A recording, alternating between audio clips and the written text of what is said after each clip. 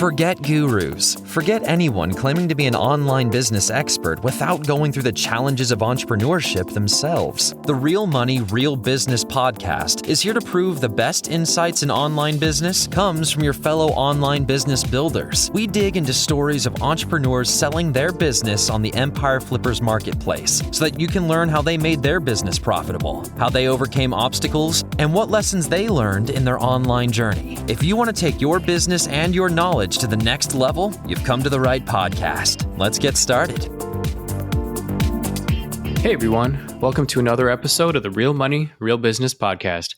We record these interviews so potential buyers have more information about the seller and the business to help them make a buying decision. Before we dive in, let's go over a brief summary of this business. It's for an Amazon FBA and e-commerce business created in September of 2016 in the baby care, personal care, and health and fitness niches. The average monthly revenue for the business is $30,767 and makes an average of $6,118 per month in net profit. The assets included in the sale are an Amazon Seller Central account with 8 SKUs, primary domain with all site content and files, Shopify store, additional domain used as a 301 redirect, supplier relationships, social media accounts, which include Facebook, Pinterest, and Instagram, trademark, email list of over 400 subscribers, and just as a disclaimer, inventory is not normally included in the list price, but further details can be provided to active buyers. For everyone listening, you can visit empireflippers.com/marketplace and search for listing 58984 to learn more about the business, or you can unlock this listing to start your due diligence if you're interested in purchasing this asset. So that's a brief overview of the business for sale. Let's hear from the seller with me today. Welcome to the show, Marion. How are you doing today? I'm doing great. Thank you for having me. Yeah, absolutely. Well, I'm looking forward to learning more about you and your business. So to start us off, can you tell us a little about your background in building and running online businesses? Honestly, my husband and I, we started this together, and I'm a nurse and he's a firefighter. So we have no business background at all. But yeah, we decided to take the leap and back in 2017. And yeah, here we are. That's awesome. Well, congratulations on your first business venture being a home run. And yeah, I guess with it going so well, why are you deciding to sell the business instead of keeping it and growing it? We really want to just venture into real estate. That's the honest answer. We want to do that. So Sure. We want to use the funds from the business, the sale of the business, to be able to fund that, essentially is the bottom line. Yep. But we're looking into other things as well. I'm actually studying to be a certified financial planner. So I have other interests that I'd like to pursue. Wow, definitely. Nurse to entrepreneur to certified financial planner. That's awesome. It's so different, but it's a journey, right? Yeah, you do you. That's awesome. Yeah. So backtracking just a little bit, when you were building this business, why did you decide to go into this niche in particular? We're both healthcare professionals, so we're thinking about different ideas, and something in the health space, it fits.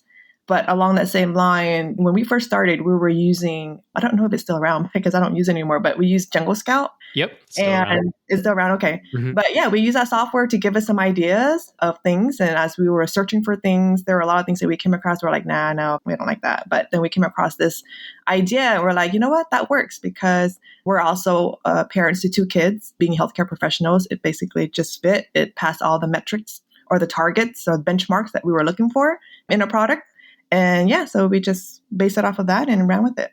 Awesome. Yeah, combining the metrics for what make a successful product and then also having your personal background to, I guess, be also a potential customer or understanding the customer better.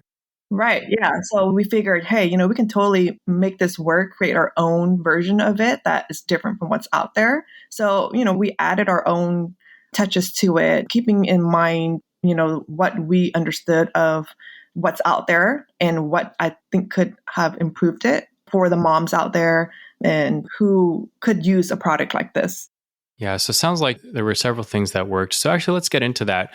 You said you started this, seems like almost 6 years that you've been working on this business. So what did you learn throughout that time that just seemed to work, that led to your success in this business? Gosh, we learned so much because everything we've been through, we learned from scratch. And some things were definitely challenging and we did learn a lot. But The market research, I think, was a really big thing. We had to go through and research all the previous, reviews of people who have left reviews on other similar products to kind of get an idea of any things that they were concerned about that we could have improved upon for our product. So we used a lot of that feedback in addition to reaching out to our local moms in the area, mom groups and forums. Oh, nice. Yeah. So, we gathered a lot of the market research that really did help with it. Very nice. So really getting in touch with the customer. I know sometimes on Amazon, it's a bit tough to do that because they handle the returns. It's very automated, which is nice, but it can create this little divide between the customer in some instances. Yeah. Cool. So was there anything that you tried with this business that didn't work out so well? So we did attempt to expand the product line into a different product, but in the similar space. And that actually didn't work out too well for us as we stopped producing that, but only because we didn't do a very good job at sourcing things. So the overall cost of producing it was a lot more than, that made sense. And so we just decided, we don't want to deal with it. And so we just kind of stopped it.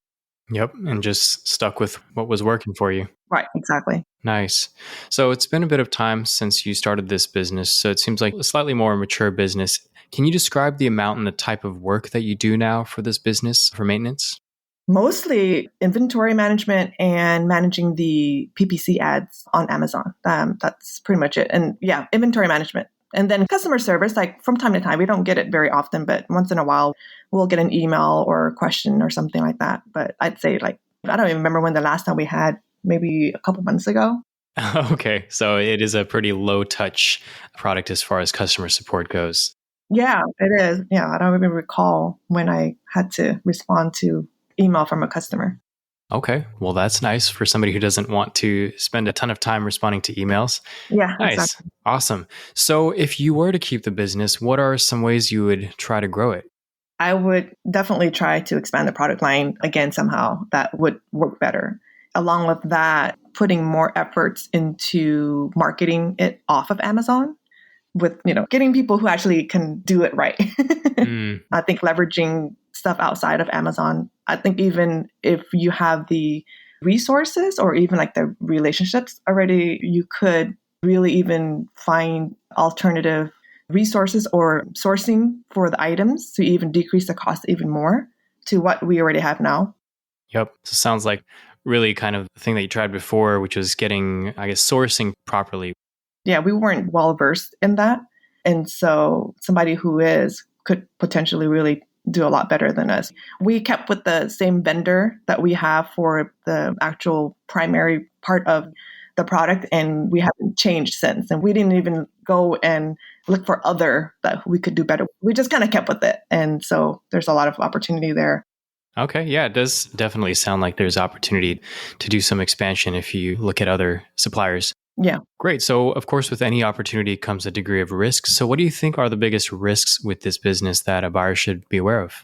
I think with any other product-based business that is selling on Amazon, and that really is you're playing in their playground. So you're going to have to follow their rules and, do everything their way. So the biggest risk, is just dealing with them could be challenging a lot of times. And if you have experience with Amazon before, you know that already. But any Amazon can just flag one of your SKUs for something and not tell you about it. But thankfully, we have multiple SKUs. So if that does happen, and it has happened, we aren't like flat at zero sales and we can still keep going. Yeah. Yeah. And like you have mentioned, anybody with experience running an Amazon business should be well aware of what you're talking about and also ways to ideally resolve any potential issues down the road. Yeah. They have their specific way of needing to get the solutions and resolving it. And you just have to go through the process and deal with it. Yep, definitely. Okay. So a few housekeeping questions to wrap this up. How much support are you willing to offer a new buyer? I'm open to being available for the buyer pretty much as they need to understand the operations and be able to get them up and going. Okay, awesome. And yeah, of course, for anyone listening, the default is 30 days of email support and typically a couple Skype calls or just calls, but awesome to know that a more open-ended offer. Okay, next question. Would you commit to a non-compete? Yes. Perfect. And are you open to something like an earnout? I am potentially open to it, just depending on the right buyer. But yeah, I'm open to discussing it. Okay, great. And last two questions. Putting yourself in the shoes of a buyer, why do you think this is a business worth buying? Well, if you are a buyer that really likes the product and the business that we have, I think it's great because we've already established the business. We've established a good seller history on Amazon. We have almost a 5-star rating. The Amazon account health is at a good rating. Earnings are stable and consistent. So really, it's just you'd be able to jump in and be able to grow it in ways that we weren't able to. But yeah, you have a really good foundation to jump in and just take things to the next level. Nice. Okay, and last question. Is there anything you'd like to add that you think I might have missed during the interview? No, I don't think so. We pretty much covered everything.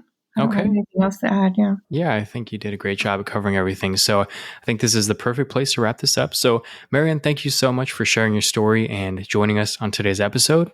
And yeah, I hope your business is purchased in the near future and by the right buyer. Yes, definitely. Thank you so much. Absolutely. All right, everyone. Thanks for listening. To learn more and see if this listing has already been sold, head over to empireflippers.com/marketplace and search for listing number 58984. And if you're watching this on YouTube, click the link in the description to go straight to the listing. And once you've unlocked this listing, you'll be given everything you need to know about this business. So until next time, enjoy your digital journey.